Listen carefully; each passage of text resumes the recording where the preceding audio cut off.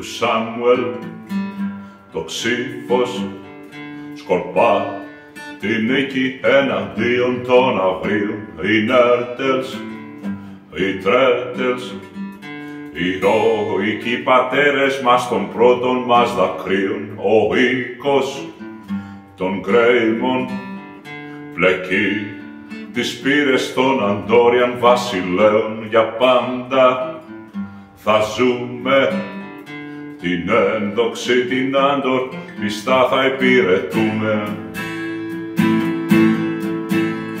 Ο γκρίζος ο πύργος προστάτης μας,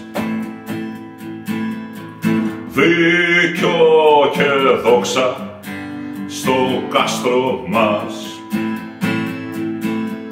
τιμή και σθένος στο ξύφος μας,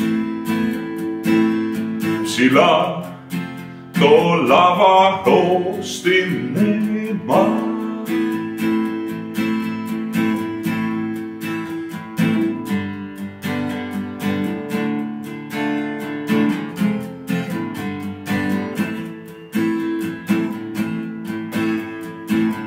Αρπάζω το θόρυ, δένω την ασπίδα μου πάνω μου σφιχτά, καλπάζω και μείω τον Γκρέιμον. Το δόγμα με φέρνει στην καρδιά, στο Χάρτβέιλ, στο Στόρμβέιλ, σ' όλη στη στενέρια τα ψηλά βουνά θα ζούμε, τιμούμε, πορευόμαστε στη δόξα με το Μέγα Βασιλιά.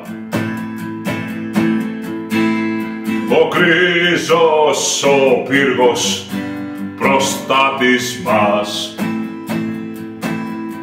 δίκιο και δόξα στο κάστρο μας, τιμή και σθένος στο ξύφος μας, ψηλά το λαβαρό στη μνήμη μας.